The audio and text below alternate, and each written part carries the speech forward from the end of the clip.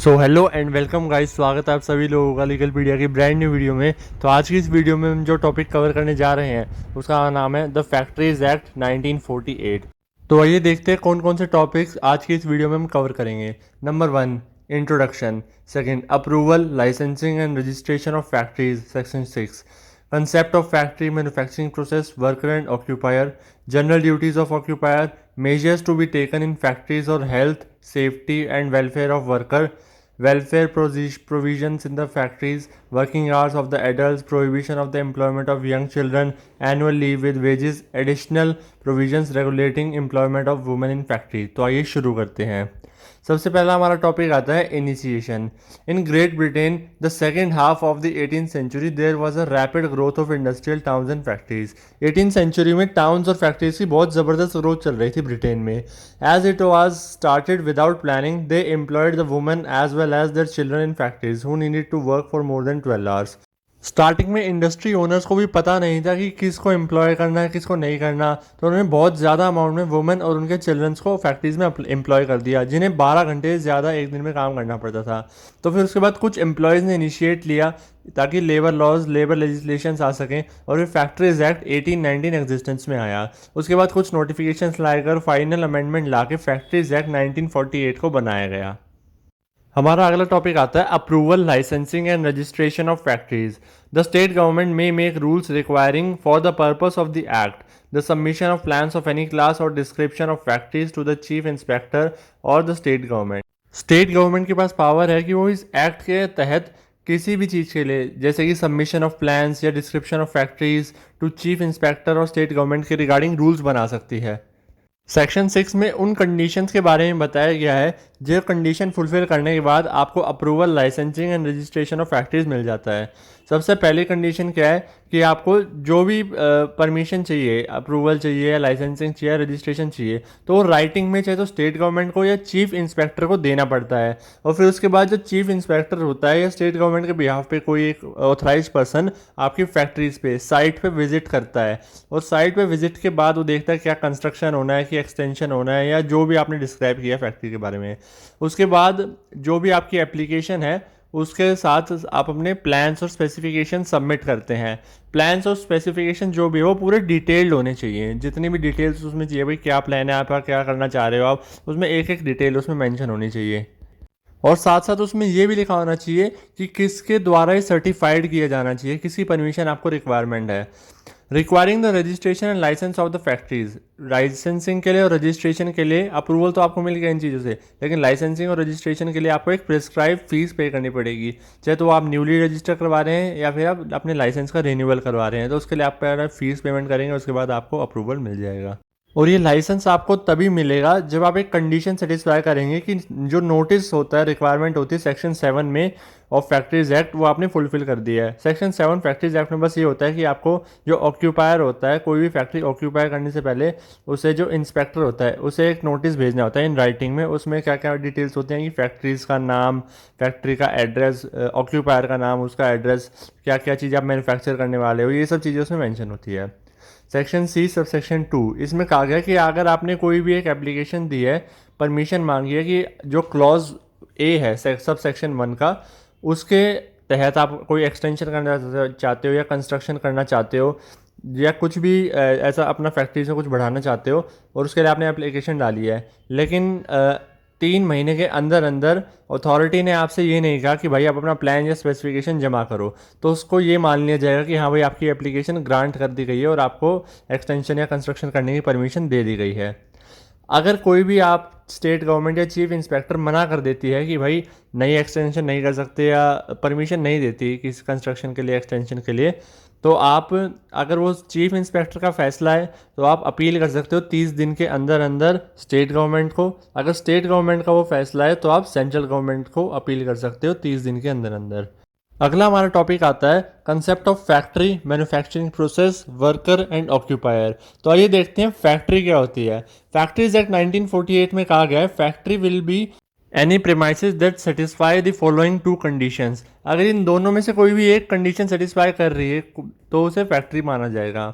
पहली कंडीशन, जहाँ पे 10 या 10 से ज़्यादा लोग काम कर रहे थे पिछले 12 महीने से किसी भी एक दिन में, मतलब कोई भी 12, मान लो अभी कोई करंटली काम नहीं कर रहा, लेकिन पिछले 12 में से किसी भी एक दिन 10 से ज़्यादा बंदे यहाँ पे काम कर रहे थे, तो उस एरिया को फैक्ट्री माना जाएगा अगर वहाँ पे मैन्युफैक्चरिंग प्रोसेस कैरिड आउट हो रहा था, मतलब कोई भी चीज़ मैन्युफैक्चर करी जा रही थी with the help of power, मतलब बिजली का यूज़ करके कोई भी एक मैन्युफैक्चरिंग प्रोसेस कैरिड आउट हो रहा था।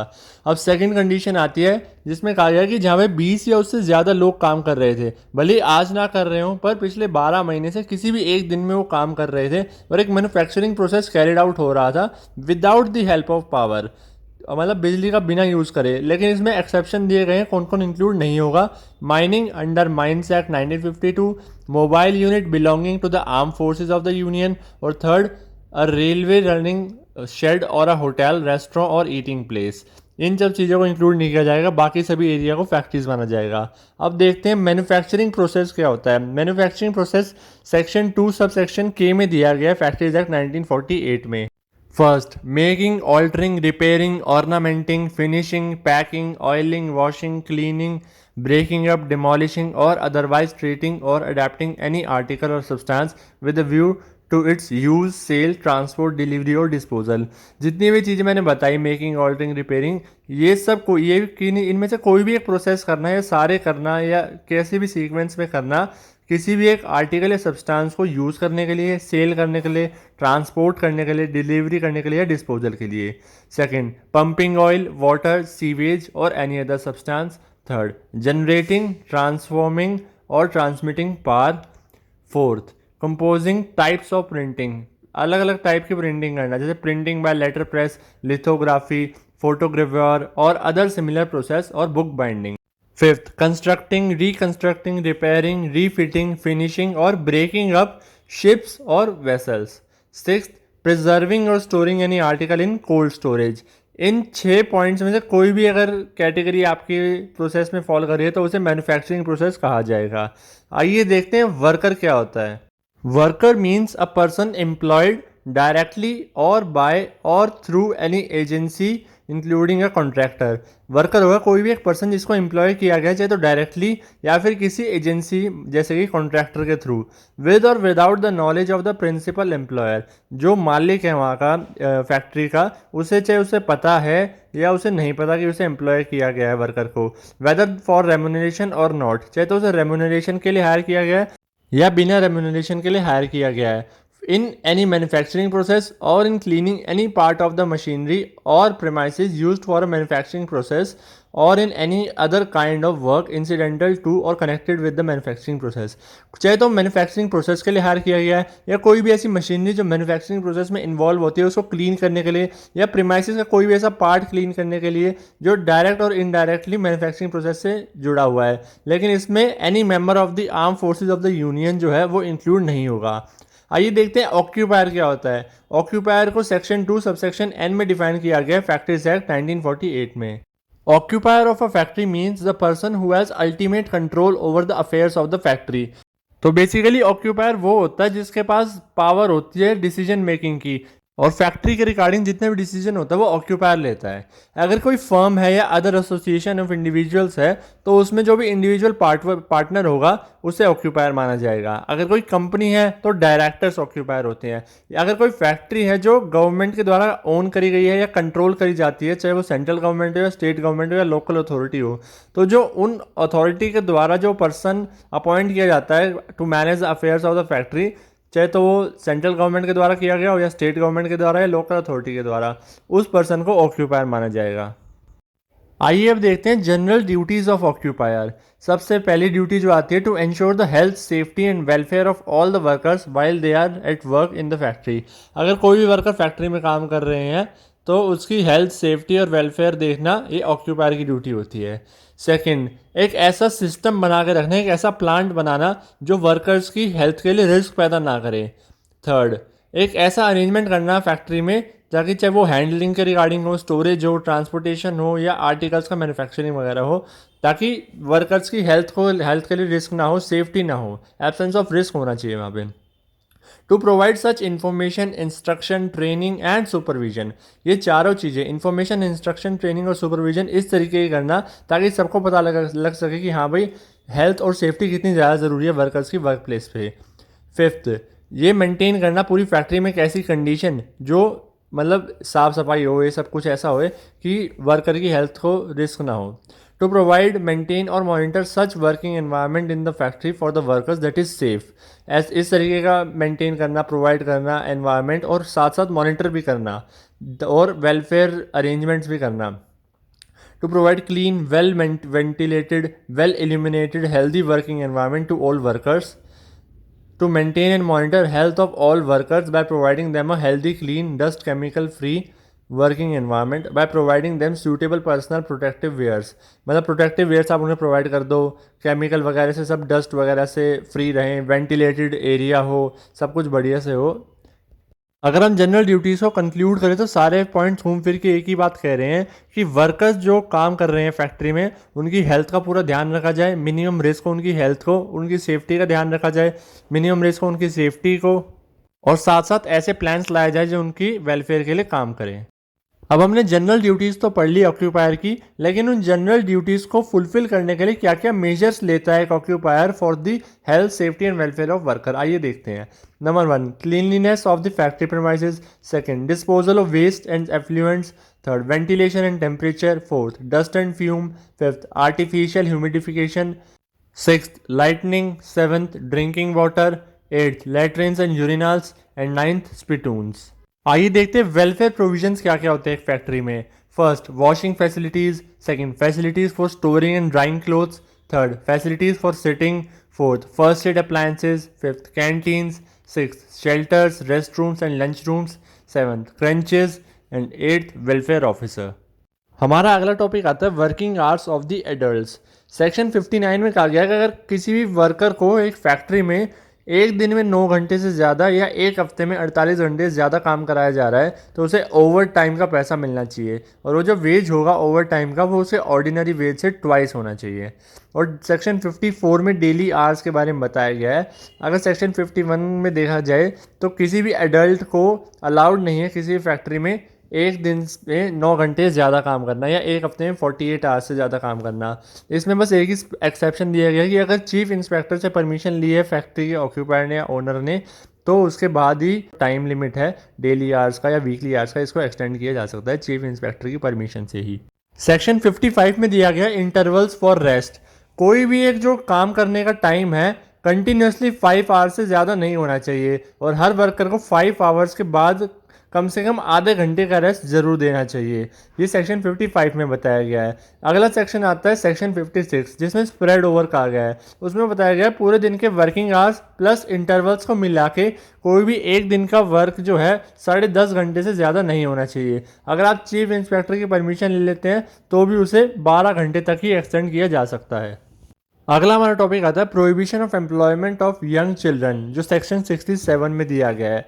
इसमें बताया गया है एक चाइल्ड उस पर्सन को माना जाएगा जिसने 14 ईयर्स ऑफ एज जो है कंप्लीट नहीं करी गई है, और इसमें कहा गया है कि 14 ईयर्स से कम का जो भी कोई चाइल्ड है प्रोहिबिटेड है वो फैक्ट्री में काम करने के लिए, यानी उसको अलाउड नहीं है फैक्ट्री में काम करना।